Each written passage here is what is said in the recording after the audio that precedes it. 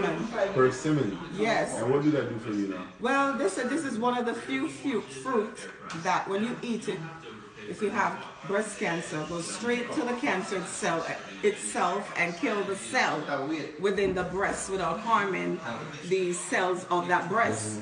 So this is one of the reasons why I want to try it out. Well, I can't get breast cancer. Men do have breast cancer. Don't fool yourself. What? You ready to try it out with me? Alright, I'll try it. Yeah, it kind of look like tomato in case you want to shop around for it. So this is how them so we're supposed to eat it.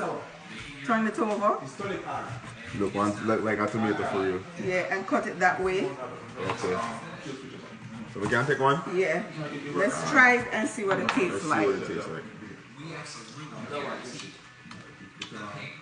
Different. I almost say like an apple. It's Mixed kind with of a peach. smooth. I like the texture. You like it? Eat one. Good. I'll eat one more.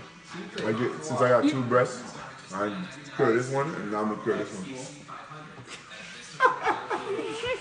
You eat the skin too? You eat the skin too, Vincent? I I eat wasn't planning to everything. eat it. Well, now I want it.